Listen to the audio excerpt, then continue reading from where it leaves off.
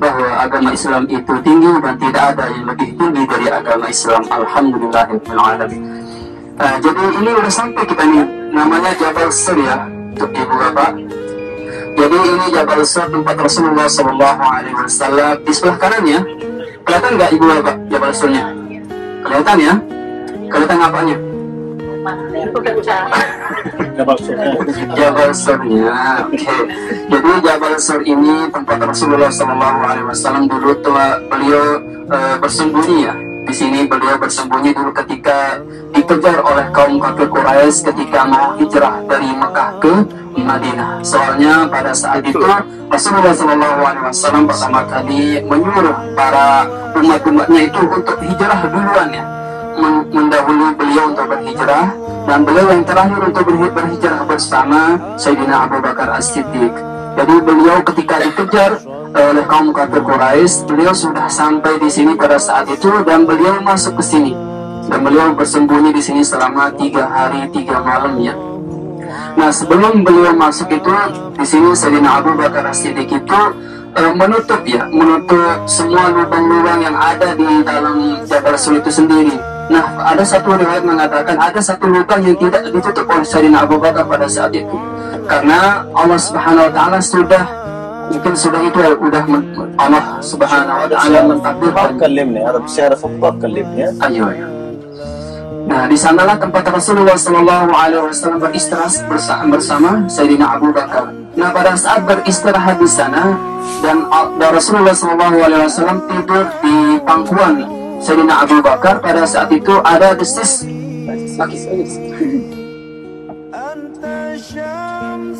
Ada desis ular yang keluar dari salah satu lubang itu.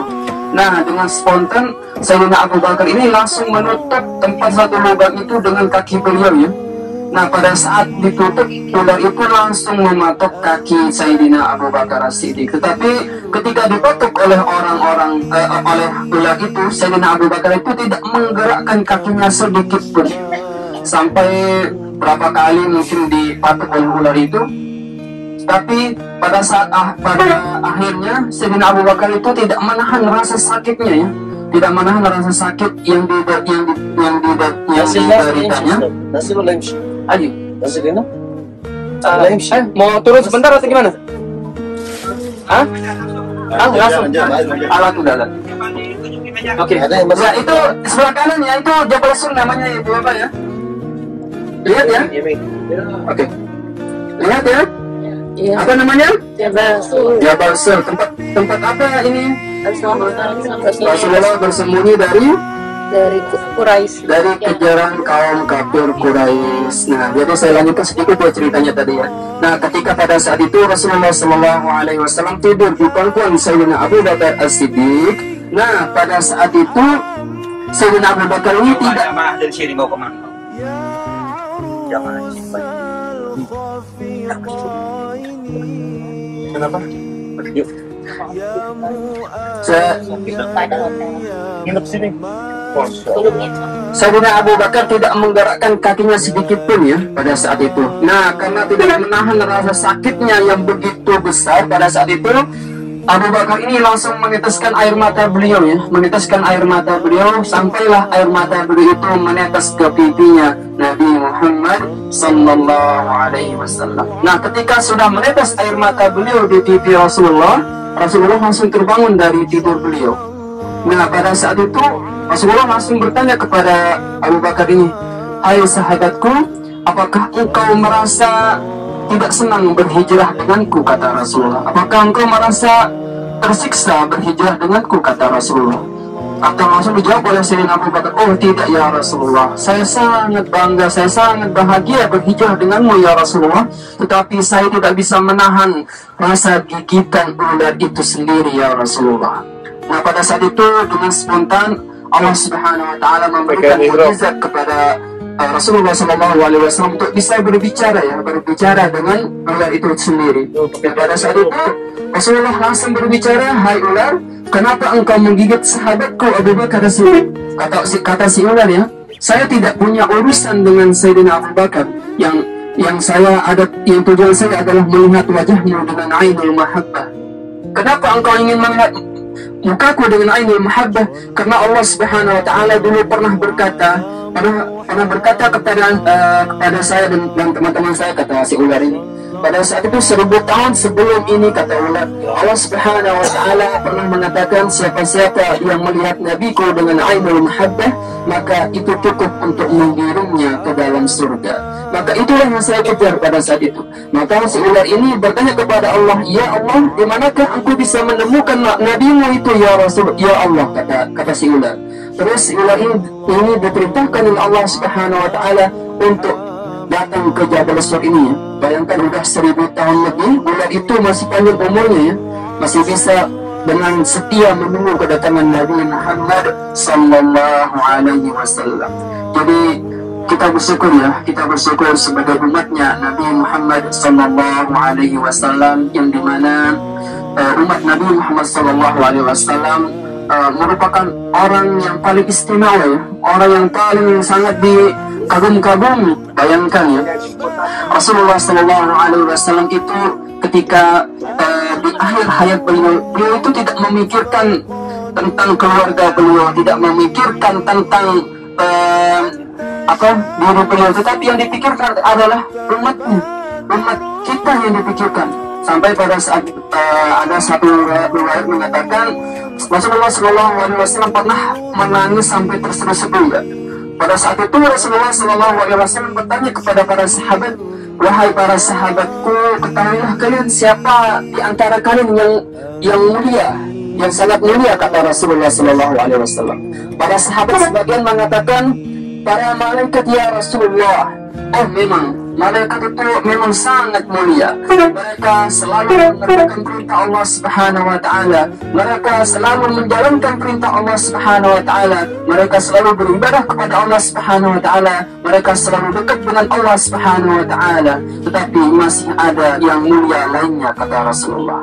Terus sahabat yang lainnya mengatakan, para nabi dan rasulnya ya Rasulullah. Ya, memang Nabi dan Rasulnya itu merupakan utusan yang sangat mulia.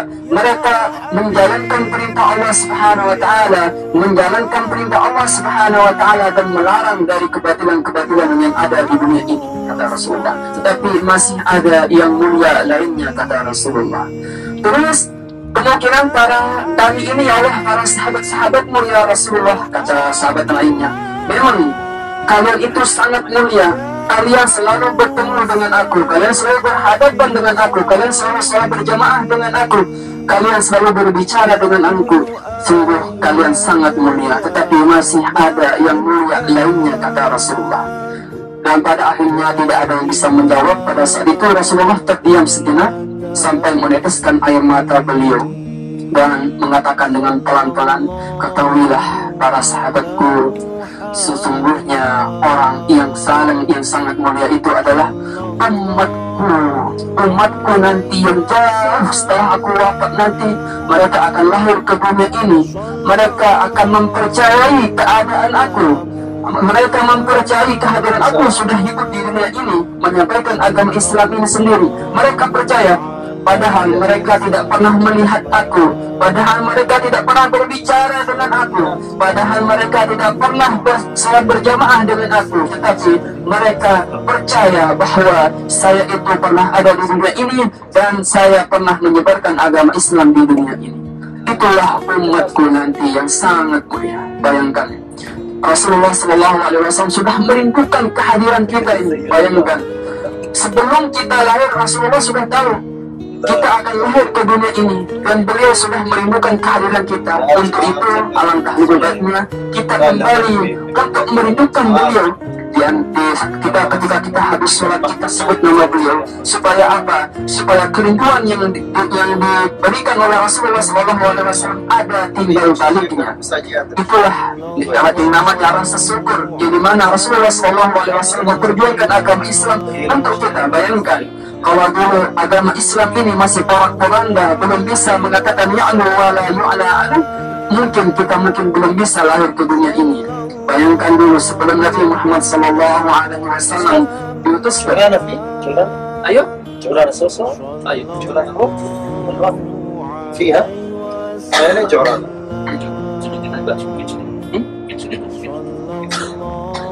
Udah lewat. Udah lewat.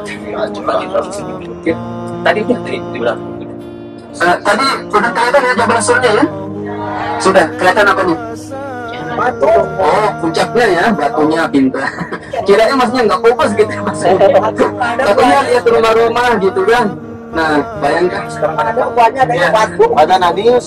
ya. Nah, sekarang kita akan lanjutkan ke yang namanya Jabal Rahmah atau Padang Arafah ya. Jadi Jabal Rahmah itu berada di tengah-tengah Padang Arafah ya, ibu dan bapak ya. Jadi di tengah-tengahnya ada Jabal Rahmah.